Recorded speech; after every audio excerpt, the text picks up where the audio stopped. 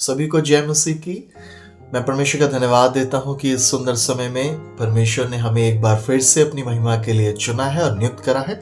हम सब मिलकर बहुत आयत से परमेश्वर के वचनों को लगातार सीख रहे हैं, समझ रहे हैं, सुन रहे हैं और ये हमारे लिए एक बहुत बड़ा ऑनर है, आदर की बात है।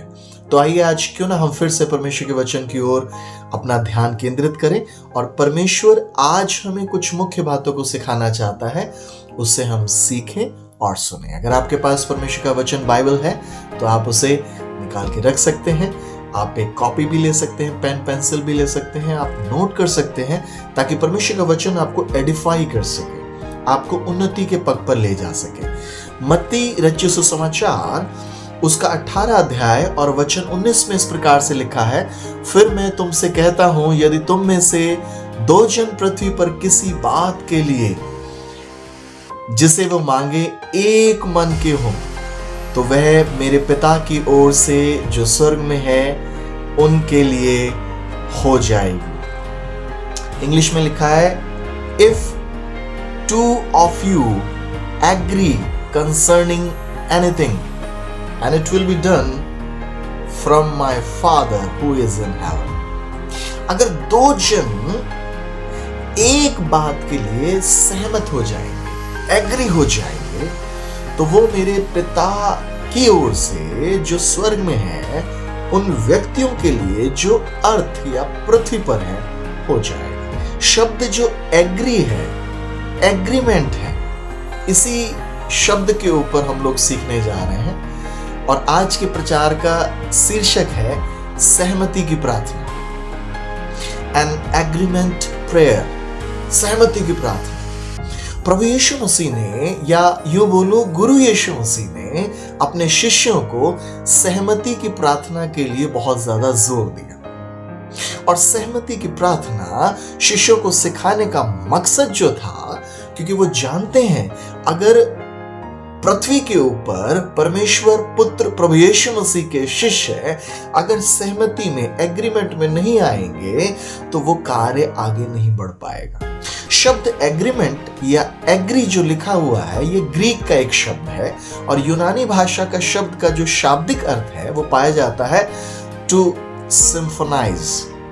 जिस प्रकार से आप देखते हैं कि जो ऑर्केस्ट्रा होता है जहां वाद्य यंत्रों को प्ले किया जाता है, जिस प्रकार आप देखते हैं ऑर्केस्ट्रा में बजाने वाले जो ऑर्गन प्लेयर होते हैं, तबला वादक हो गए, ढोलक या फिर गिटार, अन्य प्रकार ड्रम हो गया, कई प्रकार के वाद्य यंत्र या कई प्रकार के इंस्ट्रूमेंट एक साथ जब बजाए जाते हैं, उनमें से उठने वाला जो साउंड है या निकलने वाली जो ध्वनि है वो अगर एक साथ आती है तो उस आवाज से लोग आशीषित होते हैं और वाह वाह तारीफ करना चाहते। टू सिम्फोनाइज जो शब्द आया है इसका शाब्दिक अर्थ पाया जाता है to play together a sound of harmony.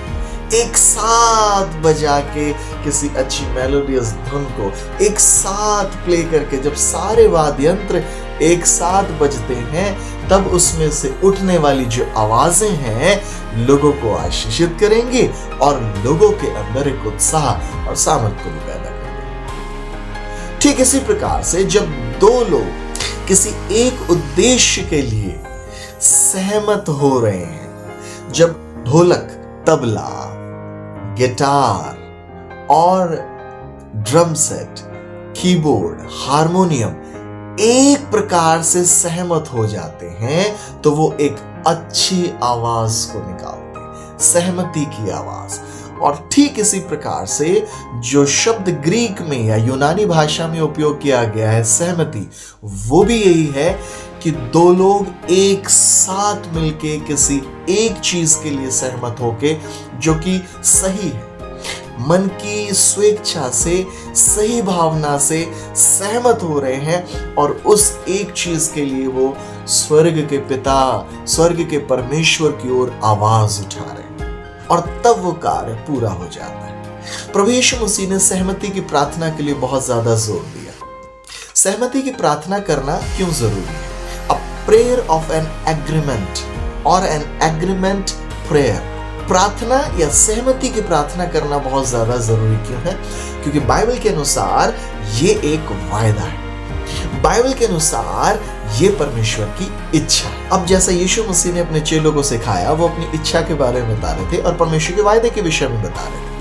अगर आप परमेश्वर की इच्छा और वायदे के विषय में अगर देखेंगे, निर्गमन की पुस्तक उसका 23वां अध्याय और वचन 25 में लिखा है, तुम परमेश्वर की उपासना आराधना किया करना, तब वो तुम्हारे अन्न और जल को आशीष देगा और तुम्हारे मध्य में से रोगों को दूर करेगा। तुम्हारे मध्य में से रोगों को दूर करेगा। एक केनेथ ई हैगन नाम के एक व्यक्ति हुए जो अब प्रभु में सो गए हैं और यूएसए या अमेरिका में रहकर उन्होंने परमेश्वर की सेवकाई को अंजाम दिया। वो अपनी बुक के अंदर इस प्रकार से लिखते हैं, और उनकी बुक जब मैं पढ़ रहा था तो ये बुक पाई जाती है the art of prayer. The art of prayer के अंदर वो एक पासवान के विषय में लिखते हैं और वो उस पासवान के विषय में बताते कि जब उन्होंने नई नई सेवकाई को चालू किया, उन्होंने और उनकी पत्नी ने, तो उनकी पत्नी काफी बीमार हो गई। पासवान ने प्रार्थना करी परमेश्वर के सन्मुख और उनकी पत्नी चंगी हो गई। और जब उन्हें पवित्र शास्त्र बाइबल से पता लगा कि पवित्र आत्मा दिया गया है इसलिए ताकि उसके दान वरदानों से भरकर हम बीमारों के लिए प्रार्थना करेंगे और बीमार लोग चंगे हो जाएंगे, तो वो परमेश्वर के दान वरदानों को खोजना उन्होंने चालू कर दिया। और जब वो पवित्र आत्मा से भर गए, उनकी पत्नी भी पवित्र आत्मा से भर गई। याद कीजिए कि उनकी पत्नी बीमार थी, पासवान जी, और पासवान की पत्नी जब ठीक हो गई तो दोनों पति पत्नी सहमति में आके परमेश्वर के दान वरदानों को अर्थात पवित्र आत्मा की मांग कर, परमेश्वर ने दोनों पति पत्नी को पवित्र आत्मा से भर दिया, पवित्र आत्मा की सामर्थ्य से भर दिया। पवित्र आत्मा जी स्वयं परमेश्वर है।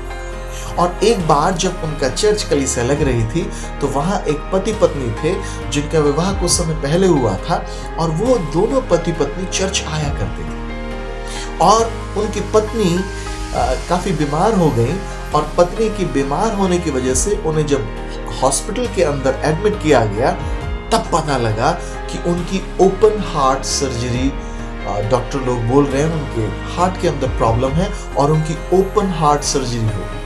और जब ये सर्जरी, ये इलाज हो रहा था, ऑपरेशन हो रहा था, तो ऑपरेशन टेबल के ऊपर ही वो जो स्त्री थी उसका देहांत हो गया, वो मर गई ओपन हार्ट सर्जरी के दौरान। ये बात डॉक्टरों की पूरी टीम के मध्य में थी कि इसके अंदर से जीवन जा रहा है और मौत आ रही है। बहरहाल डॉक्टरों ने कोशिश करना चालू करा, और जब वो पाई गई कि वो मृत्युशैया पर है या मर गई, तो डॉक्टरों ने फिर दोबारा से कोशिश करी और उन्हें दोबारा से रिवाइव करने के लिए, दोबारा से पुनः जागृत और जीवन में लाने के लिए कोशिश करी। और तब पता लगा कि उन्हें वेंटिलेटर पे आईसीयू के अंदर रखा गया है, और वो थोड़े समय के लिए जो है वो रिवाइव हो गई, दोबारा से जीवन में आई। लेकिन ये कहा गया डॉक्टरों के द्वारा कि इनका जो मस्तिष्क है अब वो पूरी तरह से काम नहीं करेगा, उनके ब्रेन के अंदर ऑक्सीजन पूरी तरह से वो काम नहीं करेगा। हालांकि बहरहाल ये जो है अभी देखा जा रहा है, ये ऑब्जर्वेशन कंडीशन के अंदर रखी गई हैं और हम इन्हें कुछ समय ऑब्जर्व करेंगे, लेकिन कभी भी ये कॉन्शियस में नहीं आ पाएंगे, ये अपने विवेक में, चिंतन मनन में, पूरी तरह सोच में नहीं आ पाएंगे। इनके ब्रेन ने काम करना बंद कर दिया है, ये कोमा में जा चुके, एक जिंदा लाश की तरह पड़े हुए हॉस्पिटल। पासवान और उनकी पत्नी को जब ये बात पता लगी, वो हॉस्पिटल में पहुंचे और उनके हस्बैंड से मिले, और उनका हस्बैंड बहुत ज्यादा दुखित थे। पासवान और उनकी पत्नी घर चले गए। ये सिलसिला 3 दिन तक चलते रहा, और रोज पासवान की जो पत्नी है वो पवित्र आत्मा के द्वारा उभारी जाती और वो घुटनों पे आके प्रार्थना कर रही थी। ये बात पासवान को नहीं पता थी कि वो सारी रात रो के प्रार्थना कर रही थी। तकरीबन तीसरे दिन पासवान जी भी उठे और उन्होंने देखा उनकी पत्नी बेड पे नहीं है। वो नीचे उतरे जहां उनकी पत्नी प्रार्थना करी थी, वो गए और उन्होंने देखा पत्नी रो रो के गिड़गिड़ा के प्रार्थना कर रही है, गिड़गिड़ा के प्रार्थना कर रही है। पासवान जी भी वहां गए और उन्होंने घुटने टेके और अपनी पत्नी से बातचीत करना चाह रही, इतना रो क्यों रहे हो? तब उन्होंने बताया, मुझे पवित्र आत्मा रोज उठा रहे हैं ताकि मैं उस लड़की के लिए प्रार्थना कर सकूं जो कि हॉस्पिटल में एडमिट और भर्ती है।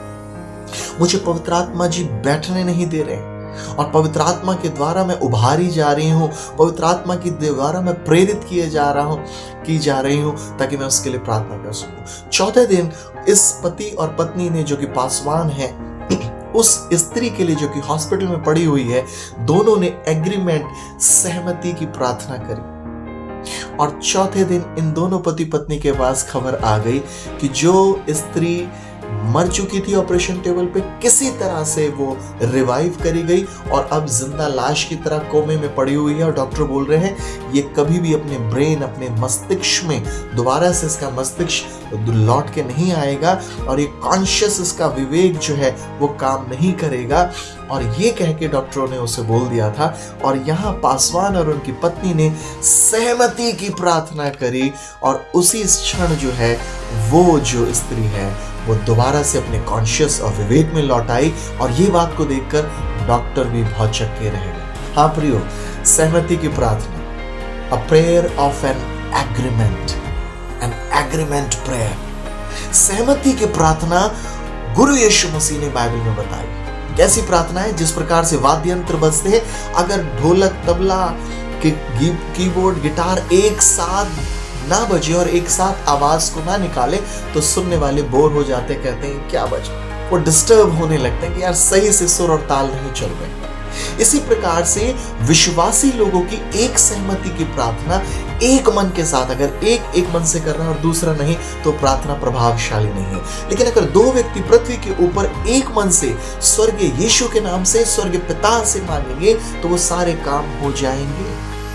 और बाइबल में लिखा है, मैंने अभी जिस प्रकार से आपको बताया, बीमारी के विषय में खिलाफ में छिड़ी गई प्रार्थनाएं बड़ी सामर्थी होती हैं। एग्रीमेंट, सामर्थ्य वाली प्रार्थना है, क्योंकि बाइबल में लिखा हुआ है निर्गमन 23:25 में कि मैं तुम्हारे मध्य में से सारे रोगों को दूर करूंगा। ये वायदा है और ये परमेश्वर की इच्छा है कि मैं रोगों को दूर करने वाला परमेश्वर हूं। क्या परमेश्वर ने अपने लोगों के मध्य में रोग भेज के वो उन्हें बीमार करता है? नहीं, परमेश्वर तो रोगों को दूर करता है। I will take away all the sickness, ऐसा लिखा हुआ है निर्गमन में, एक्सोडस में। व्यवस्था विवरण 7 और उसका 15 में लिखा है, I will bless you and I will remove, I will take away all the sickness. तुम्हारे मध्य में से मैं सारी बीमारियों को हटा दूंगा। याकूब की पत्री उसका 4 अध्याय वचन 14 और वचन 15 में लिखा, यदि तुम में से तुम्हारे मध्य में कोई भी बीमार हो तो वो पुरनियों को, एल्डर्स को अपने मध्य में बुलाए, और एल्डर लोग जो कलीसिया के पुरनिये उम्र दराज लोग तुम्हारे मध्य में आते हैं तो वो अभिषेक का तेल लेके उसके ऊपर उड़ेलें और हाथ रख के उसके लिए प्रार्थना करें। विश्वास की प्रार्थना से रोगी चंगा हो जाएगा। अगर उसने कोई पाप भी किया है तो परमेश्वर उसे उठा के खड़ा करेगा। कैसे? जब कलीसिया के लोग एक सहमति से उस घर में जहां बीमार है वहां पहुंचते हैं। आज हम क्या सीख रहे हैं? आज हम सीख रहे हैं जो सहमति की प्रार्थना है, a prayer of an agreement या एन एग्रीमेंट प्रेयर, जो सहमति की प्रार्थना है वो बड़ी प्रभावशाली होती है। वो दो लोग एक सहमति, एक मन वाले लोग होना चाहिए। दो लोग जिनके स्वर एक हो, जिनकी सोच एक हो, जिनकी इच्छा एक हो और सहमति के साथ एक मन हो के किसी एक चीज के लिए मांगेंगे तो वो स्वर्ग से हो जाएगा।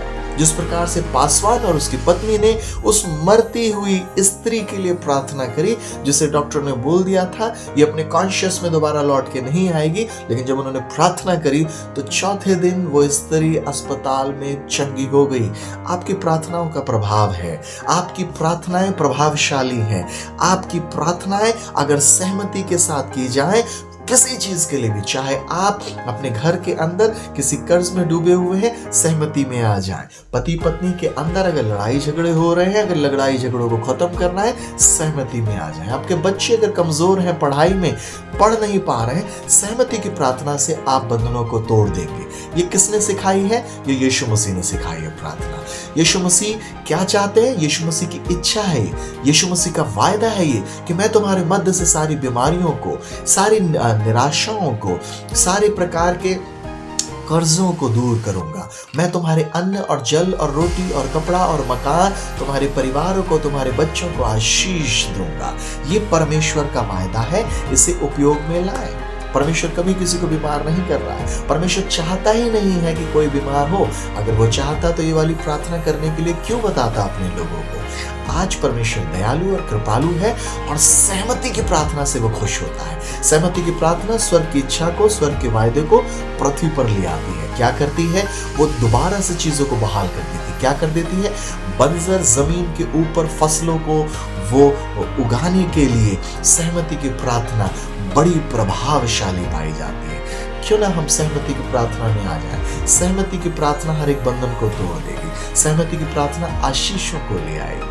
मेरे प्रियो, यीशु ने यह प्रार्थना सिखाई है। जब जब आप सहमति की प्रार्थना करेंगे, हर प्रकार के बंधन टूट जाएंगे और आप टूटी हुई, निराश, मौत वाली चीजों के अंदर जीवन को पाएंगे। आइए हम सहमति की प्रार्थना करें। प्यारे प्रभु, मैं आज इन बच्चों के साथ मिलकर पवित्र प्रार्थना को करता हूं और ये आज आपके वचनों के साथ सहमत हो रहे हैं। प्रभु, ये अपना जीवन को दे रहे हैं। बाइबल में लिखा है, अगर रोगी, जो व्यक्ति रोगी है वो पापी ही क्यों ना हो, सहमति की प्रार्थना उसे रोग से दूर कर देगी और उसके मौत के जीवन के अंदर जीवन को ले आएगी। मृत्यु शैया से उठा के उसे दोबारा से तरोताजा कर देगी। प्रभु, मैं प्रार्थना करता हूं, अगर आज कोई भी सुन रहा है, अगर वो रोगी है, समस्या में है, पाप में है, तो ये प्रार्थना के द्वारा उसके जीवन से पाप जाता रहे। वो आपको अपना उद्धारकर्ता स्वीकार करे और आप उसके जीवन में आशीष और उम्मीद की किरणों को ला दें। सारा आदर मान आपको देते हैं, यीशु ही के नाम से मांगते हैं, आमीन। प्रभु आपके साथ है। इस वचन को ज्यादा से ज्यादा लोगों के साथ बांटें और ज्यादा से ज्यादा लाइक और सब्सक्राइब और शेयर करें। प्रभु आपके साथ है और यीशु की शांति आप में बरकरार है। जय मसीह की। धन्यवाद। जय मसीह की सबको। मैं आशा करती हूँ आप सब इस वीडियो के माध्यम से आशीषित हुए हैं। कृपया चैनल को लाइक, शेयर और सब्सक्राइब जरूर करें ताकि और भी लोग आशीषित हो सके। आप अपनी प्रार्थना का विषय हमें बता सकते हैं। इस वीडियो के नीचे डिस्क्रिप्शन बॉक्स यानी विवरण बॉक्स में जाके प्रार्थना अनुरोध फॉर्म भरें ताकि हम आपके लिए प्रार्थना कर सकें। इस चैनल को आर्थिक रूप से मदद करने के लिए आप UPI या पेपाल के माध्यम से अपना उपहार भेज सकते हैं।